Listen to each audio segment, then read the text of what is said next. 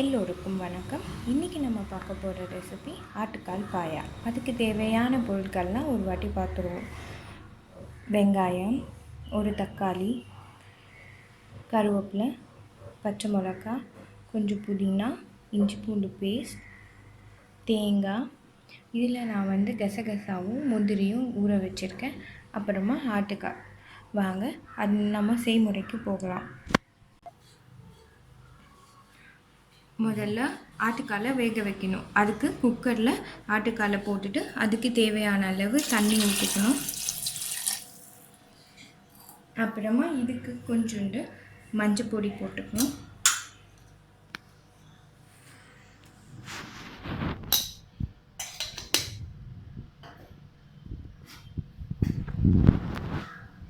அப்புறமா இந்த காலுக்கு தேவையான அளவு உப்பு.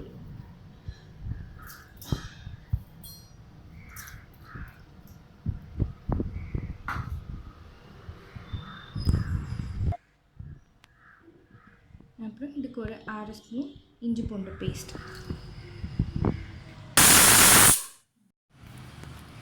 இப்போது ஆட்டுக்கால் நல்லா வெந்துடுச்சு. இப்போது அதை நம்ம மசாலா செய்கிறதுக்கு ஒரு பாத்திரத்தில் கொஞ்சம் எண்ணெய் ஊற்றிக்கலாம்.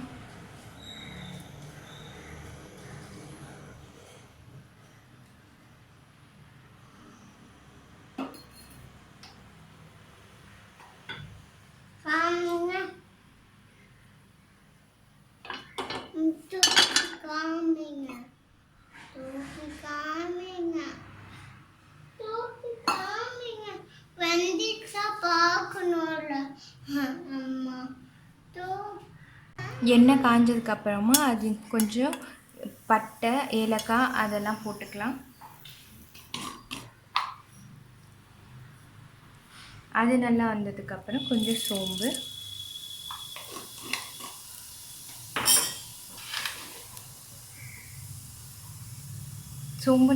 சோம்பு நல்லா பொரிஞ்சதுக்கப்புறமா பச்சை மிளகாய்,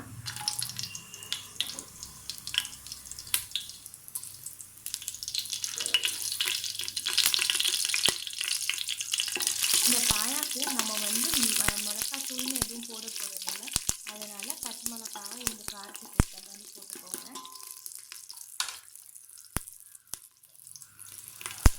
கருவேப்பிலை, மற்றும் வெங்காயம்,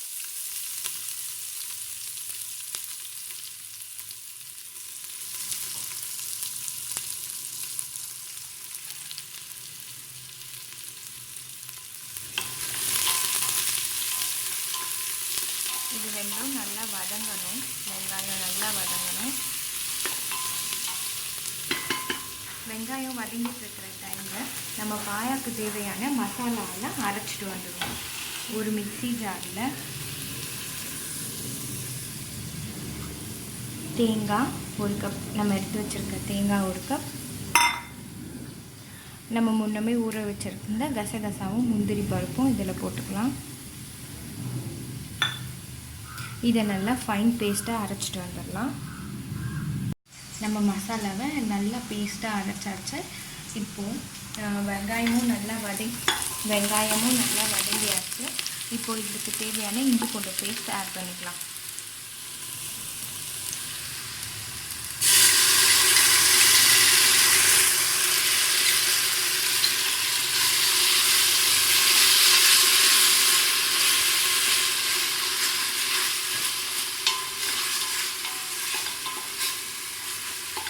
இஞ்சி பூண்டு பேஸ்ட் நல்லா அந்த பச்சை வாசனை போகிற அளவுக்கு வதக்கணும். நம்ம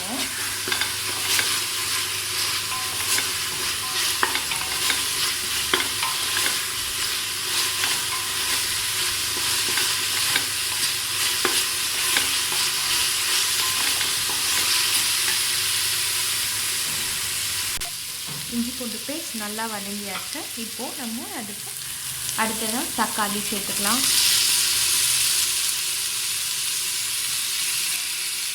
தக்காளி கூடவே நம்ம எடுத்து வச்சுருந்த புதினாவையும் சேர்த்துக்கலாம்.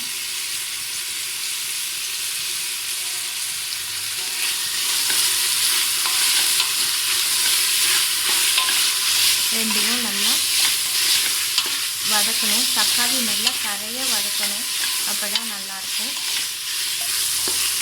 தக்காளி வதங்கும் போதே நம்ம இந்த மசாலாவுக்கு தேவையான உப்பை கொஞ்சம் போட்டுக்கலாம்.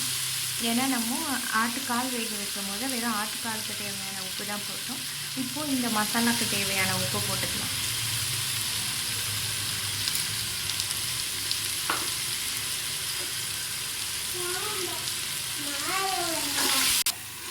தக்காளி இப்போ நல்லா வதங்கியாச்சு. இப்போது நம்ம வேக வச்சிருந்த ஆட்டுக்காலை அது இதில் சேர்த்துக்கலாம்.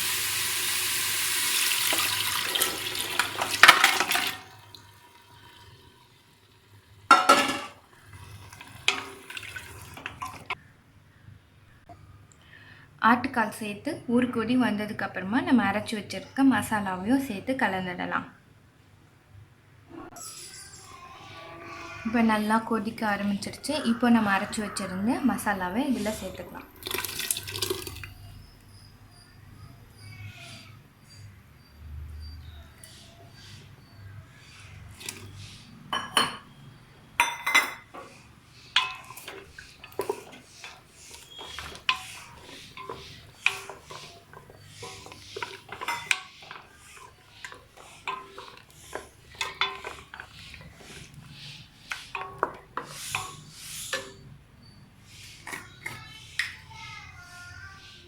இது கொதிக்கும் போதே நம்ம கொஞ்சம் மிளகுத்தூள் சேர்த்துக்கலாம். பாயாக்கு தேவையான மிளகுத்தூள்.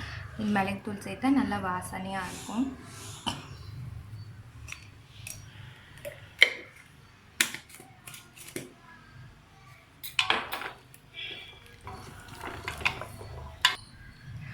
மசாலா சேர்த்ததுக்கப்புறமா இதை நம்ம ஒரு 15 நிமிஷம் கொதிக்க வைக்கணும். அப்படி இல்லைன்னா ஒரு விசில் குக்கர் மூடி ஒரு விசில் வச்சு எடுத்தோன்னா நல்லா டேஸ்ட்டாக இருக்கும். இப்போ நான் இதை வந்து குக்கர் மூடி ஒரு விசில் வச்சு எடுக்க போகிறேன்.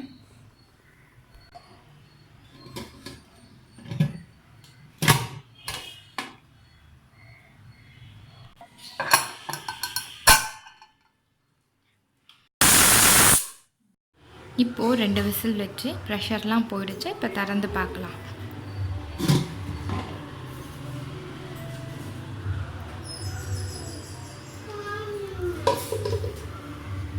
நல்லா வந்திருக்கு. இப்போது நம்ம இதுக்கு கொத்தமல்லி தூவி இறக்க வேண்டியதுதான்.